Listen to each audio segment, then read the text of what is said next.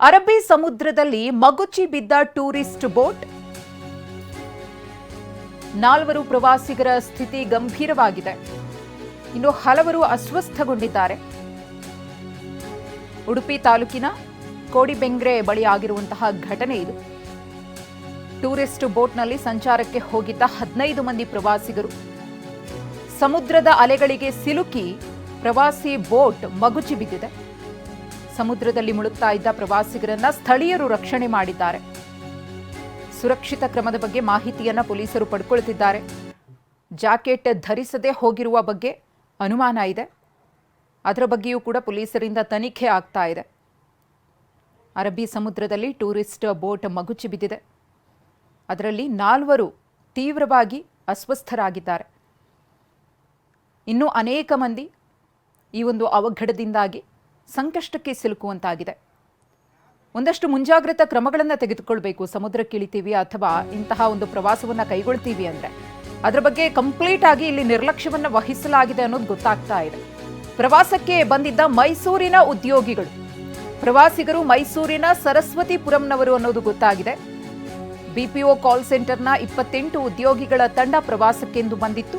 2 ಬೋಟ್ಗಳಲ್ಲಿ ತಲಾ 14 ಮಂದಿ ವಿಹಾರಕ್ಕೆ ಹೊರಟಿದ್ರು. ವಿಹಾರಕ್ಕೆಂದು ಹೋಗಿದ್ದಾಗ ಬೋಟ್ ಪಲ್ಟಿಯಾಗಿದೆ. ಸುಹಾನ್ ಮತ್ತು ಸೂಫಿಯಾನ ಮಾಲೀಕತ್ವದ ಟೂರಿಸ್ಟ್ ಬೋಟ್ ಇದು ಅನ್ನೋದು ಗೊತ್ತಾಗ್ತಾ ಇದೆ. ಅವರನ್ನ ಈ ರೀತಿ ಬೋಟ್ನಲ್ಲಿ ವಿಹಾರಕ್ಕೆ ಕರ್ಕೊಂಡು ಹೋಗಬೇಕಾದಂತಹ ಸಂದರ್ಭದಲ್ಲೂ ಕೂಡ ಸಂಬಂಧಪಟ್ಟವರು ಮುಂಜಾಗ್ರತಾ ಕ್ರಮಗಳನ್ನು ತೆಗೆದುಕೊಳ್ಬೇಕಾಗುತ್ತೆ, ಮುತುವರ್ಜಿಯನ್ನು ವಹಿಸಬೇಕಾಗುತ್ತೆ. ಆದರೆ ಇಲ್ಲಿ ಅದು ಯಾವುದೂ ಕೂಡ ಆಗಿಲ್ಲ ಅನ್ನೋದು. ಈ ಕುರಿತು ಮತ್ತಷ್ಟು ಮಾಹಿತಿಯನ್ನ ಕೊಡ್ತಾರೆ ನಮ್ಮ ಪ್ರತಿನಿಧಿ ಪ್ರಜ್ವಲ್. ಯಾವುದೇ ರೀತಿ ಮುಂಜಾಗ್ರತಾ ಕ್ರಮವನ್ನ ತೆಗೆದುಕೊಳ್ಳದೆ ಏಕಾಏಕಿ ಈ ರೀತಿ ಅವರು ಪ್ರವಾಸಕ್ಕೆ ಹೊರಟಿದ್ದ, ಬೋಟ್ನಲ್ಲಿ ವಿಹಾರಕ್ಕೆ ಹೊರಟಿದ್ದ, ಏನ್ ಗೊತ್ತಾಗ್ತಾ ಇದೆ ಮಾಹಿತಿ?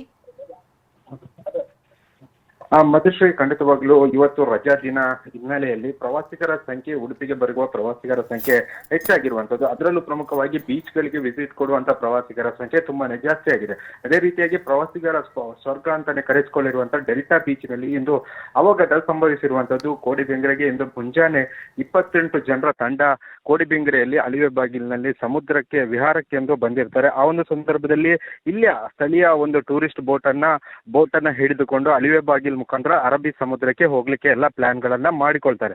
ಒಂದು ಬೋಟಿನಲ್ಲಿ 14 ಜನ, ಮತ್ತೊಂದು ಬೋಟಿನಲ್ಲಿ 14 ಜನ 2 ಬೋಟ್ಗಳ ಮುಖಾಂತರವಾಗಿ ಅಲಿವೆ ಬಾಗಿಲು ಕ್ರಾಸ್ ಮಾಡುವ ಸಂದರ್ಭದಲ್ಲಿ ಆ ಒಂದು ಸಮುದ್ರದ ಅಲೆಗೆ ಸಿಲುಕಿ ಈ ಒಂದು ದುರ್ಘಟನೆ ಸಂಭವಿಸಿರುವಂತದ್ದು. ಸುಮಾರು 14 ಜನರಲ್ಲಿ ಯಾರು ಕೂಡ ಲೈಫ್ ಜಾಕೆಟ್ ಹಾಕಿಲ್ಲ ಎಂಬ ಆರೋಪವನ್ನು ಇಲ್ಲಿಯ ಸ್ಥಳೀಯರು ಮಾಡ್ತಿರುವಂತದ್ದು. ಯಾಕಂದ್ರೆ ಇಲ್ಲಿಯ ಟೂರಿಸ್ಟ್ ಬೋಟ್ಗಳ ನಿರ್ಲಕ್ಷ್ಯದಿಂದ ಪದೇ ಪದೇ ಅವಘಡ ಸಂಭವಿಸುತ್ತಿದ್ರು ಕೂಡ ಈ ಒಂದು ಲೈಫ್ ಜಾಕೆಟ್ ಹಾಕದೆ ಮತ್ತೆ ಈ ರೀತಿಯ ಅವಘಡ ಸಂಭವಿಸಿದೆ ಅಂತ ಸ್ಥಳೀಯರು ಮತ್ತು ಪ್ರತ್ಯಕ್ಷದರ್ಶಿಗಳು ಹೇಳ್ತಾ ಇರುವಂತದ್ದು. ಕೋಡಿಬೆಂಗ್ರೆಯಿಂದ ಅಲಿವೆ ಬಾಗಿಲ್ ಮುಖಾಂತರವಾಗಿ ಸಮುದ್ರಕ್ಕೆ ಹೋಗುವ ಅಂದ್ರೆ ಡಾಲ್ಫಿನ್ ವೀಕ್ಷಣೆಗೆ ಅಂತ ಸಮುದ್ರಕ್ಕೆ ಹೋಗುವ ಸಂದರ್ಭದಲ್ಲಿ ಈ ಅವಘಡ ಸಂಭವಿಸಿರುವಂತದ್ದು. ಇವರೆಲ್ಲರೂ ಕೂಡ ಮೈಸೂರಿನ ಸರಸ್ವತಿಪುರಂನ ನಿವಾಸಿಗಳಂತ ಈಗ ಮಾಹಿತಿ ಸಿಕ್ಕಿರುವಂತದ್ದು.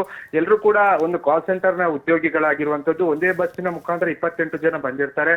ಆ ಒಂದು ಸಂದರ್ಭದಲ್ಲಿ ಒಂದು ಬೋಟಿನಲ್ಲಿ ಕೇವಲ 6 ರಿಂದ 7 ಜನರನ್ನ ಹಾಕ್ಬಹುದು. ಆದ್ರೆ ಒಂದು ಮಿತಿ ಮೀರಿ ಜನರನ್ನ ಹಾಕಿರೋದ್ರಿಂದ ಈ ಒಂದು ದುರ್ಘಟನೆ ಸಂಭವಿಸಿದೆ ಅಂತ ಇಲ್ಲಿಯ ಸ್ಥಳೀಯರು ಮತ್ತು ಪ್ರತ್ಯಕ್ಷದರ್ಶಿಗಳು ಹೇಳ್ತಿರುವಂತದ್ದು. ಸದ್ಯ ಈ ಒಂದು ಪ್ರಕರಣದಲ್ಲಿ 4 ಗಂಭೀರ ಚಿಂತಾಜನಕ ಸ್ಥಿತಿಯಲ್ಲಿರುವಂತದ್ದು. ಮತ್ತುಳಿದವರ ಅವರು ಚಿಕಿತ್ಸೆಯನ್ನ ಪಡೆದಿದ್ದಾರೆ ಎಂಬ ಮಾಹಿತಿ ಕೂಡ ಲಭ್ಯವಾಗಿರುವಂತದ್ದು. ಉಡುಪಿ ಮತ್ತು ಕೋಟದ ಖಾಸಗಿ ಆಸ್ಪತ್ರೆಗೆ ಅವರನ್ನ ದಾಖಲಿಸಲಾಗಿರುವಂತದ್ದು ಮತ್ತು ಹೆಚ್ಚಿನ ಮಾಹಿತಿಯನ್ನು ಕೂಡ ಪೊಲೀಸರು ಸಂಗ್ರಹಿಸಿರುವಂತದ್ದು. ಯಾಕಂದ್ರೆ ಪದೇ ಪದೇ ಈ ಒಂದು ಅಲಿವೆ ಬಾಗಿಲಿನಲ್ಲಿ ಟೂರಿಸ್ಟ್ ಗಳ ಸಂಖ್ಯೆ ತುಂಬಾನೇ ಜಾಸ್ತಿ ಆಗುತ್ತೆ. ಆದ್ರೆ ಬೋಟ್ಗಳ ಅಂದ್ರೆ ಖಾಸಗಿ ಒಡೆತನದ ಟೂರಿಸ್ಟ್ ಬೋಟ್ಗಳನ್ನ ಯಾವುದೇ ಪರ್ಮಿಷನ್ ಅಥವಾ ಪರವಾನಗಿಯನ್ನ ಪಡೆದುಕೊಳ್ಳದೆ ಈ ರೀತಿಯ ಬೋಟ್ಗಳನ್ನ ಹಾಕಿ ಟೂರಿಸ್ಟ್ ಗಳನ್ನ ಅರಬ್ಬಿ ಸಮುದ್ರಕ್ಕೆ ಕರೆದುಕೊಂಡು ಹೋಗುವಾಗ ಈ ರೀತಿಯ ಘಟನೆಗಳು ಮತ್ತೆ ಮತ್ತೆ ಮರುಕಳಿಸ್ತಿದೆ.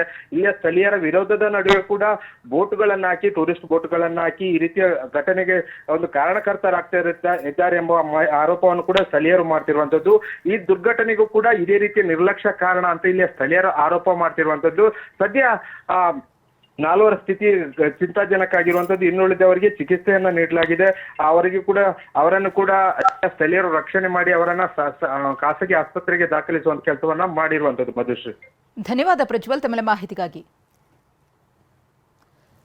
ಯಾವುದೇ ರೀತಿಯ ಸುರಕ್ಷತಾ ಕ್ರಮಗಳನ್ನ ತೆಗೆದುಕೊಂಡಿರಲಿಲ್ಲ ಅನ್ನೋದು ಒಂದು ಕಾರಣ. ಆದ್ರೆ ಅಲ್ಲಿ ಮಿತಿ ಇತ್ತಲ್ಲ, ಒಂದು ಬೋಟ್ನಲ್ಲಿ ಇಷ್ಟೇ ಮಂದಿಯನ್ನ ಹತ್ತಿಸ್ಬೇಕು ಅಂತ ಹೇಳಿ, ಅದನ್ನು ಮೀರಿ ಇಲ್ಲಿ ಪ್ರವಾಸಿಗರನ್ನ ಕೂರಿಸಿದ್ದು ಕೂಡ ಅವಘಡಕ್ಕೆ ಕಾರಣ ಅನ್ನೋದು ಗೊತ್ತಾಗ್ತಿದೆ.